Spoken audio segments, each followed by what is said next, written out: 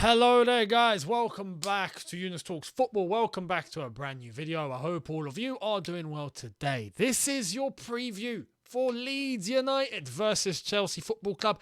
For the ones that know how far back this rivalry goes, this is a special fixture for you. For those that know your history, this is a very special fixture for you. Because Leeds versus Chelsea at one time, used to be very heated. Let's just say that. Very heated. And to be honest, that is all still in place in terms of what this fixture means. Leeds versus Chelsea is one that goes way back. But Chelsea, I think, have different things to worry about. And so do Leeds to an extent. But Leeds can use that as motivation to try and claw themselves out of the relegation battle that they're in. We faced Everton, who were facing relegation, Frank Lampard, and look what happened. We got done. Now we're facing Leeds, who are in the same situation. Are we going to get done? We better not. We better not, because Chelsea are now in a situation here, yeah? We can't afford to lose one more game. We can't, no, because then it would mean Tottenham are 2 points behind us. Then our Champions League spot would be in jeopardy. We can't afford that. Tomorrow, though, we're going to be facing a Leeds team that are going to be coming at us. You know they don't like to defend. They leave so much space in behind. But sometimes, on rare instances, it pays off. It hasn't really paid off for them much this season when they're facing the big teams. But on rare instances, it can lead them to goals. And right now, Chelsea defensively are looking a little bit open. We're not really burying chances, although against Wolves, it was nice to see we got 2 goals, technically 3. Well, technically 4. One was offside. One was, I would say, wrongly disallowed for Timo Werner. But Lukaku scoring twice. That's the one positive we're getting from what's happened lately, is Lukaku could be on a bounce back. We'll wait and see what happens. But this won't be an easy game. Now, before we get into all of that, I've got 2 pieces of news that I wanted to run by you guys, because they're both, I think, important. One, some would say more important than the other, but let's get into it. Story number 1. I didn't expect this. I did not expect this. This was, I'm about to mention a phrase that I haven't said in a very long time. 2 words put together I haven't said in a very long time, or 2 names that I haven't put together in a very long time. Mourinho, Chelsea. Welcome back. It's been so long. Jose Mourinho has spoken about Chelsea, and he had some very good things to say. I guess let's get into it and see what he said. Jose, over to you. He spoke to Sky Sports and done an interview about many, many things. His time at Tottenham, his current time at Roma, Tammy Abraham, but he spoke about Chelsea. And he says, it's a difficult moment, and you can even feel it at the football level because they have lost that level of excellence and stability. But this is at the moment, you know? If you ask me, do I have someone I would like to take over my Chelsea? Then yes, I have. But I close my mouth. I just know the club has reached such a level that it doesn't matter who it's with. Chelsea will always be Chelsea. Chelsea will always be. And my house will always be 200 meters from the stadium. And I want to keep listening to the sound of happiness and success. And I'm pretty sure it's going to be like that. Well. Jose. I mean, it's nice to hear. And I think there's one fact that we have to take into consideration here, is that because Roman has had to sell the club now, we know that Todd Boehly has pretty much taken the reins. It's not completed at 100%, but the formalities are near enough done. And it means that Todd Boehly and his consortium are technically the new owners of Chelsea Football Club. So I can see why now Jose can come at an angle where he can look at Chelsea in a different light, no longer as the club that sacked him twice, because the guy that sacked him twice is no longer at the club. So he's probably now looking at this as a blank canvas. You know, Chelsea, where many good things happened for him, many good things happened for Chelsea with him. And now he can afford to say really nice things. And it's true, he lives in Belgravia. For those that don't know, Belgravia, very close to Chelsea, very close to Fulham, very close to Stamford Bridge. It's walking distance. So yeah, he's not wrong about living 200 meters away from Stamford Bridge. But yeah, it's nice to hear that. And his choice of words, you have to always look into what Jose says at a very, very, very detailed level. My Chelsea? Okay. Right. I mean, look, it's nice that it looks like we're all on good terms again. Yeah, fantastic. So yeah, Jose, he spoke about John Terry because the journalist asked him about John Terry being one of the fan-led ones to try and get involved with the ownership, and he went and said, John is Chelsea. John is Chelsea. If you're looking at someone who's responsible for making Chelsea the way it is today, it's John Terry. So yeah, he had some really, really good things to say. So I can't but think that Jose, despite all these nice things that he said today, which was nice, he knows what he's doing. He knows what he's doing. He knows. And he knows that Chelsea now have new owners. And some of you may know where I'm going with this. Look, personally, I hope Thomas Tuchel is here for the long haul. And I hope that he is going to be backed and he's going to be given the opportunity to build a dynasty in the same way that we've seen Pep with City and Klopp with Liverpool. But Jose being Jose, I know for a fact, some of the things we heard today, in the back of his head, is probably thinking, especially living 200 meters away from Stamford Bridge, it'd be nice to be able to go to work and just have to walk 200 meters to go to the bridge. Yeah? A third time, could it happen in the future after TT? Never say never. Never say never. The second piece of news that I want to run by you, which I'm so happy about, I've been screaming for this. Now, not on here because I didn't actually think it'd be possible, but I hear this from Nizar Kinsella. Oh, yes, please. Yes, please. Emerson's potential exit to Juventus could pave the way for Chelsea to sign Cucurella, who is admired by Tuchel. Bowley's group will run a data-style approach to transfers, employing Daniel Finkelstein because of his ability with data statistics. Let me just say, that runs with Thomas Tuchel exactly how he wants, because Thomas Tuchel uses data a lot. Him and his team, apparently not just at Chelsea, but in previous jobs, have gone into data quite significantly to try and identify who would be best to fit into the way that he plays football. Cucurella, I love Cucurella. Oh my God. And he's only been here a year. And he signed at Brighton for 15 million. Bargain, right? If Chelsea were to go in for him, I'm guessing it would probably be around 50 million easy, because he signed a contract until 2026 for Brighton to let him go so quickly. You have to pay up. I would do it though. Cucurella, I look at, and every time he plays, I just look at the answer that we have on the left-hand side. And yes, some would be concerned. Oh, what does that mean for Ben Chilwell? Look, whoever's the best out of them two plays. Simple. I want the best to play for Chelsea Football Club. And I think Cucurella, coming from Spain to play for Brighton and how much he's cherished that, if he were to play for Chelsea, I think even if it means he's playing second fiddle to Chilwell, he's the sort of player that would put his head down, work hard and try and win his place. And you know what? I think he does wonders as a left back, as a left wing back, even as a left winger. I think he could do a job. But the way he's been playing for Brighton, I look at him and he's done the madness against us at the Bridge, if you remember. He's just, for me, exactly what Chelsea need on that left-hand side. Oh my goodness. Cucurella, yes, please. Yes, please. Yes, please. If I was in charge of transfers, I'd be trying to do everything I can to get Cucurella to Chelsea. Premier League proven, haven't got to worry, done it at a great level. His attributes speak for itself. He goes forward, he bombs forward, he's a goal threat. He gets great crosses in. By God, his crosses are good. He gets stuck in. He's physical. He tracks back. He defends well. He's dynamic. He moves. He's got everything. He's got everything. You know? So, Cucurella, I will definitely do. Let me know what you think in the comment section below. Would you buy Cucurella? Do you reckon Chelsea should get Cucurella?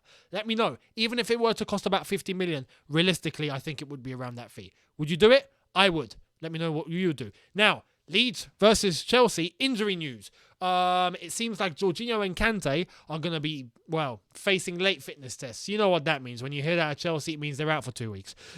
So I'm not expecting them to be fit tomorrow. That's for sure. They might not even make the cup final at this rate. But we'll wait and see. They train. They're just not up to match fitness. I don't think they're going to be playing tomorrow. So it means having to go with the same pivot, I reckon. Chilwell, still out. Hudson-Odoi, still out. Everyone else pretty much available. So that leads me onto the starting 11. Now, I'm going to give what I think Tuchel needs to do. Sometimes I decide to give you what I think Tuchel's going to do. Sometimes I give you what I would do. I'm going to give you what I would do, because this lineup has too many holes in it, and this squad has too many holes. It needs to be addressed. So without further ado, let's get into it. In goal, without a doubt, even some people are debating this now and going, we should play Kepa, but I think Mendy needs, it's Mendy. We'll just stick with Mendy. With a flawed defence, we've seen what Kepa can be like with a flawed defence in the past. Some would say play Kepa. I guarantee he does one mistake, those same people will be going straight back onto him and going, oh, you're rubbish. The life of the modern day football fan. But anyway, Mendy in goal. The defence, this has been a big issue for us. Big issue for us. Now, I would go with Thiago Silva, but even he's been looking shaky. I can't blame him though. 37 years old, playing every single game now. I'm not surprised he has an off day. The last 2 games he's not been great. But who do we go to? Name me someone that we go to replace this guy. Christensen, whose head is already in Barcelona? No, thank you. But that's the problem. Who would you go alongside Thiago Silva? Me, I would go Antonio Rudiger. Now, he is signed for Real Madrid as of today. Done deal. Finished. Announcement will be made at the end of the season. Medicals completed. He's got a release clause of 400 million. The Spanish teams and their release clauses is hilarious. Getting paid 9 to 10 million a year. I think he's got a contract until 2026. Congrats to him. Congrats. Very happy for him. On a personal level, very happy for him. But he has to play. If not, who are we playing there? Malang Sarr? Nah. Rudiger starts. Now, alongside Silva on the right-hand side, I don't see why this guy can't play. There's no reason why Chalobah shouldn't be picked tomorrow. No reason. So for me, he starts. And I don't want to see Aspie, who doesn't have the legs anymore, or a Malang Sarr coming on and people shifting over, or Christensen coming in, whose head, as I said, already in Barcelona. No. Which, unfortunately, brings me to the wing-back position. And despite Reece James being a very easy pick at right wing-back, the left wing-back position is just as bad. Despite the bust-up, which Thomas Tuchel did clarify in the press conference today, and said that, yes, something did happen in the first half, but by half-time, it was sorted, which I'm guessing meant him having to take him off. If that's his way of sorting things out, we've got an issue. But anyway, I get why. When you listen to what he said, that's deep. I would have done the same thing. I would have taken him off. But apparently, it's resolved. Now, is that Thomas Tuchel coming to the press and just making it look like everything's okay? I would do the same, even if it wasn't true. I would do the same, because you don't want your dirty laundry going public. So fair play to Tuchel for that. But is there an issue? Is there not? Right now, it's risky business. But if you don't play Alonso, who are you playing? Let's go to the options. Are we going with Malang Sarr at left wing back? Are we going with Saul at left wing back? Are we going with Kennedy, who we've not even entertained yet, at left wing back? Can he even play left wing back? Like, who knows? We have to go with Alonso. We have to. Even with what Alonso said, which was uncalled for, he has to play. And his head is in Barcelona as well. This is the problem that we have. In midfield, the double pivot. Who's starting? Well, without a doubt, Kovacic is on probably one of the first names on the team sheet. Easy. Well, who plays alongside him? Are we going with Loftus-Cheek or are we going with Saul? Both of them have flaws. It's going to be Loftus-Cheek. Because if I had to pick between Saul and Loftus-Cheek, I would probably go Loftus-Cheek as well. So, Loftus-Cheek. But to say that the midfield isn't wide open when we're on transition and having to defend is an understatement. That's because of Loftus-Cheek. So, this is why I'm screaming for Chelsea to get a defensive midfielder. Chouameni or someone, Kamara, or someone needs to come to Chelsea. We need a DM. Urgently. And for anyone that's saying, yeah, Jorginho or Kante can do it. No. We need a defensive midfielder. I'm not talking about a regista. I'm not talking about someone that can go box to box. I'm not talking about an interceptor. I'm talking about an in and out DM. We ain't got one. We need one. Someone to protect that back line, someone to anchor the midfield, someone to be a protection for the midfielders going forward, and to give us some stability in midfield. We ain't got it. But for tomorrow, we're going to have to go with this. Now, for the front three, this is where it gets interesting. Pulisic had a good game. But does he start tomorrow? Now, I'm going to get Pulisic, lovers in the comment section here. It's funny because I have to address this. Some of you think that I hate Pulisic, and some of you think that I love Pulisic. Like, make up your minds, people. For tomorrow, I can already see the comment section. Mason Mount for me plays tomorrow because it's Leeds. I'll tell you this. Premier League table. You look at all the Premier League teams. If there's one team that I look at in the Premier League table that I go, Mount starts this game, it's not Man City. It's not Liverpool. It's Leeds. Enter. You see his previous performances against Leeds. Leeds are a team that do not stop running. Their energy's through the roof. Now, does that leave them open because they think they can just attack for days? Yes. Hence why they've been battered left, right and centre. And they keep losing games. But they don't stop running. The energy is there. Mason Mount is of that caliber. Mason will be someone that will just run for 90 minutes and will probably outrun Leeds. And I feel like on a physical level, that presence will help disrupt Leeds in the way that they try to play attacking football, because they don't defend. They try to take the ball and play football. They go all out attacking, and they will do that tomorrow. So we have to be cautious and try and defend from the front to try and alleviate some pressure on our let's be honest, very shaky defence. And we do that by having Mason Mount in the front three to try and disrupt as much as possible. And his instruction is just run, mate. Run and intercept. Run and tackle. Run and intercept and defend from the front. That's all you have to do tomorrow. And obviously set up. But only up until when Leeds get a little bit tired would I then consider bringing Pulisic on, and even consider bringing on Werner, because I wouldn't start Werner. I would go with Kai Havertz, and I would go with, funnily enough, the first time I think since the interview, I'm going with Romelu Lukaku tomorrow because of form. He scored 2 against Wolves. Fair play. Keep it going. Any striker, no matter who it is, he scores, keep it going. Especially 2. You get a brace, okay, keep it going. Keep it going. You play. So for tomorrow, Lukaku starts. Alongside him, I'd go Kai Havertz. Now, we'll see what happens with Kai Havertz, and hopefully he has a good game. Some would be screaming for Timo Werner to play tomorrow because of the space in behind that Leeds will be leaving. But Timo's been so weird. As of late, Timo's looked really dodgy. Really dodgy, man. Really dodgy. I would like to think at minute 60, minute 55 even, with Leeds having maybe brought their energy a little bit down, yes, they will have space in behind. Okay, at that point, if any of these two are having a bad game, bring on Timo Werner. Because then I think he can use half an hour to just try and exploit and use himself at 100% to get in behind and exploit any space that Leeds do leave. To hopefully get some chances and score. But that is how I would approach the game. Let me know what you would do in the comment section below. That would be my starting 11. And for a score prediction, I don't want to give a score prediction. Because every time I do now, I get it wrong. And I get it really wrong. I mean, I said 2-0 against Wolves. I got half of that right. Finished 2-2.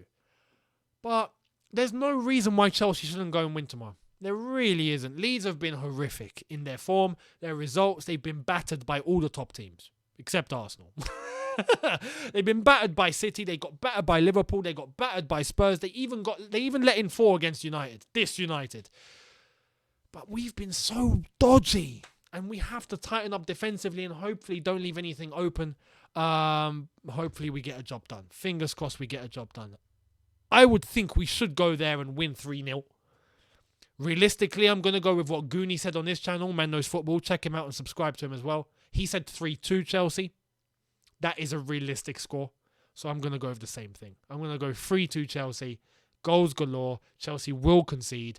Chelsea will score because Leeds will concede, and hopefully we get one more and we get 3 points. Fingers crossed. Let me know what you think in the comment section below. There might be a watch long tomorrow as well, by the way. I reckon there will be, but on the off chance, it's not 100% because I will be having to rush home. I've got appointments everywhere now. But anyway, keep your eyes peeled. There should be a watch long. If I do see you then, great. If not, I will see you on the review 100%. But I think there will be a watch long tomorrow. So keep your eyes peeled for that. And I'll see you then. Hit the subscribe button if you are new. Hit the notification bell to be notified once I've uploaded. Smash the like button if you've enjoyed this. And I will see all of you tomorrow. Have a good one, people. In a bit. Take care. And peace.